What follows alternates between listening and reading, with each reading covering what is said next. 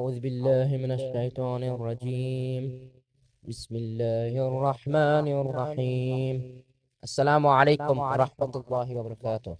Dear brothers, sisters, and esteemed guests, I welcome you all as we commemorate the martyrdom of our holy Prophet sallallahu alaihi wasallam, our second Imam, Imam Hassan al-Mushtaba, and our eighth Imam, Imam Rida alayhi salam. In Islam, we have core principles, better known as the Usul ad-Din: Tawheed, Adala, Nubuwa, Imama, and Ma'ad. However, today we'll be focusing on the third of these five core principles, Nubuwa. Nubuwa means Allah's appointment of prophets to guide humanity and convey His message to people. But to truly understand Nubuwa, we must first understand the people Allah uses to convey His message and deliver guidance.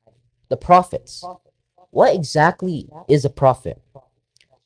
A prophet, or Nabi, is a person chosen and appointed by Allah to receive and convey His divine guidance to humanity. Prophets serve as a connection between the people and Allah's message. He teaches people how to recognize the truth, worship God, and establish a true connection with our Creator. Many of us have heard of different prophets, such as Prophet Yunus, Prophet Yusuf, Prophet Ibrahim, Prophet Musa alayhi salam, and most importantly, our holy Prophet Muhammad sallallahu alayhi wa sallam. But this brings us to an important question. Why do we need prophets in the first place? Why did Allah just send prophets to humanity? To understand the necessity of Nubuwah, we first need to recognize the two important realities of human beings. Firstly, we have a need for guidance and teachings, both in our individual and social aspects of our lives. Secondly, our knowledge and intellect is limited, and we need guidance. Let us begin with the first, our need for guidance. So why do we need prophets? Why can't we simply rely on our own intellect and knowledge to figure everything out? When we look at the universe and everything around us, we see there's something unique to us humans. Our ability to think, our ability to rationalize, our akhlaq. Allah is the all-wise. So all-wise Creator must lead to giving us a true purpose. Like, why would God create us only for some dumb desires, such as eating, sleeping, and all worldly desires? But this raises two important questions. What is the purpose of our creation? And what is the correct path to achieving this purpose? Our intellect can help us discover many things, but it cannot independently tell us everything about our ultimate purpose of what Allah expects from us. Therefore, we need guidance from our Creator to teach us why we were created and how we can reach true perfection. But our need for guidance doesn't stop at the individual level. Human beings are also social by nature.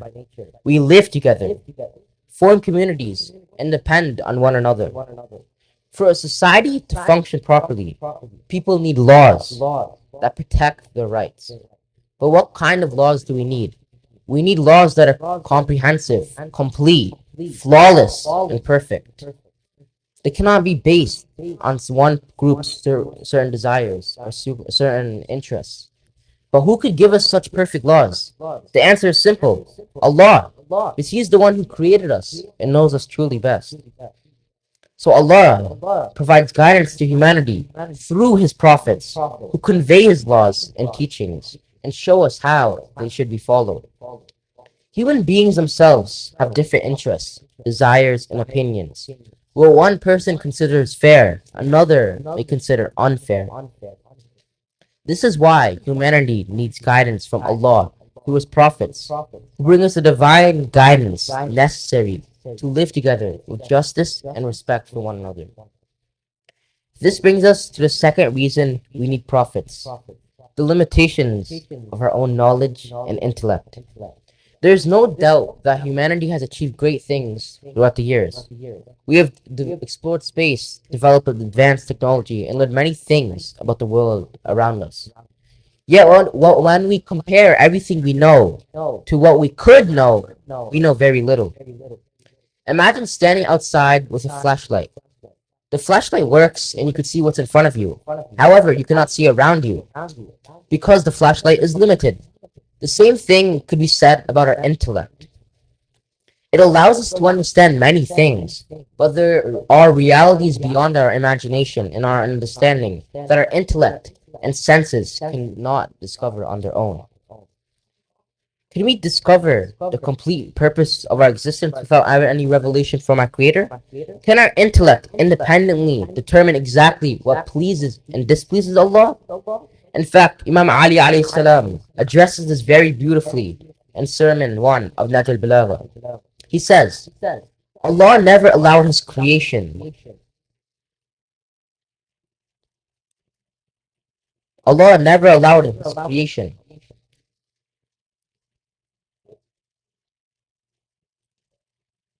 to remain without a prophet deputized by Him, or a book sent down from Him, or a binding argument, or a standing plea. What Imam Ali alayhi salam is telling us that Allah does not leave humanity without our divine guidance, because our own knowledge and intellect are limited. And therefore, when we combine these two realities, our need for guidance and limitations of our own understanding, we can understand the necessity of Nubuwwah. This necessity of divine guidance is explained by Imam Ali alayhi salam in Najl al-Balagha. He explains why Allah sent His prophets, saying that Allah sent His messengers and series of His prophets towards them to get them to fulfill the pledges of His creation, to recall to them His bounties, to exhort them by preaching, to unveil before them the hidden virtues of wisdom. Look at what Imam Ali alayhi salam is telling us. The prophets were not sent simply to tell people that Allah exists. They were sent to remind humanity. And this brings us to the responsibilities of a prophet. The first responsibility of a prophet is ta'lim, which means teaching and educating. We can see this through a beautiful incident from the life of the Holy Prophet Muhammad. One day the Prophet entered a Masjid al-Nabawi and saw two groups of believers sitting in separate circles. One group was engaged in prayer and supplication, while the other was doing educational activities. After observing both groups, the Prophet said, "Both the groups are engaged in useful pursuits and are blessed and prosperous." He then added, "I've been sent to educate and instruct them."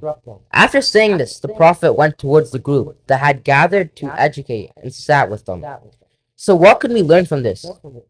This shows that teaching and educating people was not simply something the Prophet did. It was part of his purpose and his mission. The second responsibility of a prophet is tarbiyah, meaning purification and upbringing. A prophet does not simply teach us information. They also help us develop our character and grow closer to Allah. We can see this in the life of the Holy Prophet Muhammad. Once, a rough Bedouin came to Medina and approached the Prophet. The Prophet gave him something, but the Bedouin remained dissatisfied. He became angry, insulted the Prophet, and spoke harshly to him. The companions were furious and wanted to punish him. However, the Prophet stopped them. Instead of responding with anger, he took the Bedouin home and treated him with hospitality. When the Bedouin saw the simple way the Prophet lived and experienced his kindness, his attitude completely changed. He became grateful and expressed his satisfaction. The Prophet then asked them to repeat his words of gratitude in front of the companions so they no longer remained angry. He explained that if people chase a frightened camel, it only becomes more frightened and runs away. But if you approach it calmly and patiently, you can eventually take hold of its reins. This is tarbiyah. The third responsibility of a prophet is to establish justice within a society. Due to the lack of time, I will not be able to fully talk about it.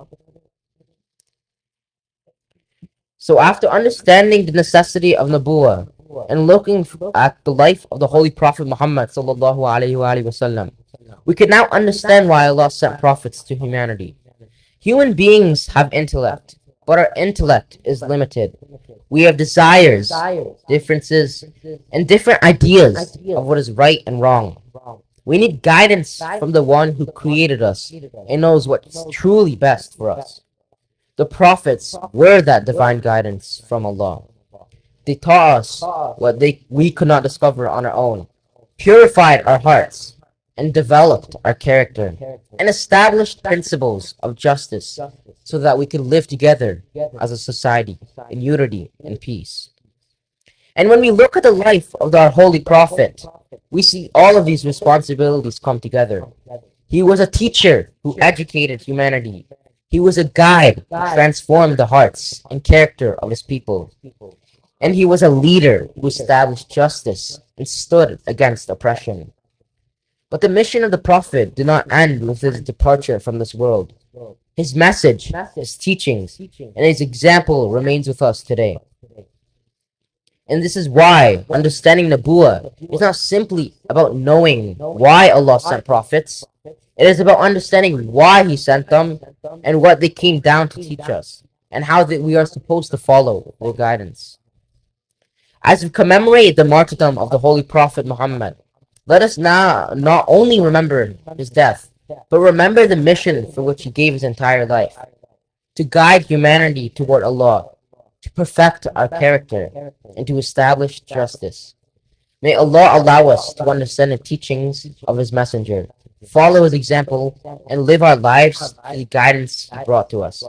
وآخر دعوانا عن الحمد لله رب العالمين وصلى الله على محمد وآله الطاهرين وعليكم السلام ورحمة الله وبركاته. صلوات.